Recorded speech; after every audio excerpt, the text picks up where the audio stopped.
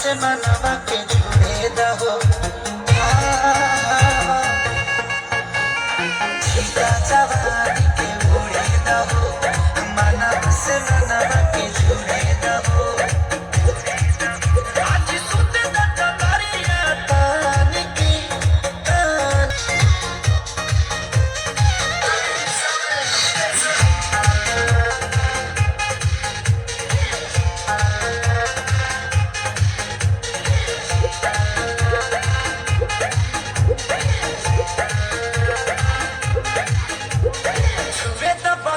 की देखो न पटौन की चदर बिछा दे हनी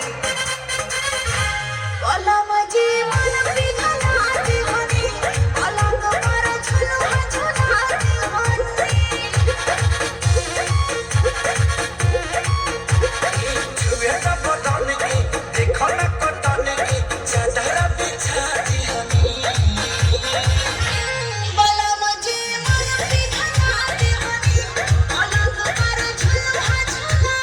दे हनी परियार मत दिन अब फाड़ के टूट जाए राजा जी टूट जाए राजा जी पलंग सागवान के टूट जाए राजा जी पलंग सागवान के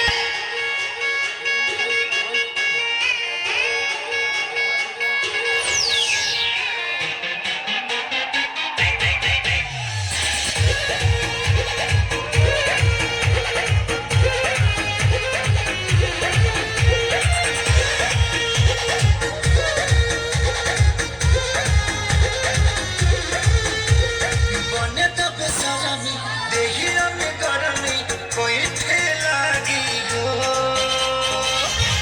कमरिया ऐठे लागे हो नस नस बैठे लागे हो